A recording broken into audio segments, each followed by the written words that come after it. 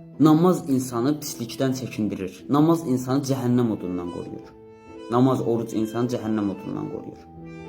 Namaz, sən Allah üçün eləmirsən, sən özü üçün namaz qılırsan. Sən özü üçün eləyirsən bunları. Bunlar hamısı namaz, oruc sənin üçündür. O Musa peyğəmbərlə Allahın söhbəti var, deyir. Allah Musaya deyir ki, Musa, mənim üçün neynəmsən? Musa peyğəmbər Allah'a deyir ki, Allah namaz qılmışam.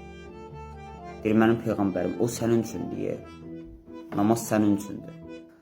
Deyir, Allahım, oruc tutmuşam. Peyğəmbərimizə Allah deyir ki, ey mənim peyğəmbərim, o sənin üçündür, oruc da sənin üçündür. Sonra deyir, neynəmsən? Deyir, Allahım, peyğəmbərimiz Allah'a deyir ki, Musa peyğəmbər, Allah'a deyir ki, Allahım, sənin üçün neyniyim ki? O bilim ki, sənin üçün odur. Və sən də məndən razı olasan, sən də bu əməlimdən razı olasan. Deyir, mənim peyğəmbərim, bir nəfər müminin haqqı tapdalanıb. Onu sən müdafiə elə. Bu da olsun mənim üçün.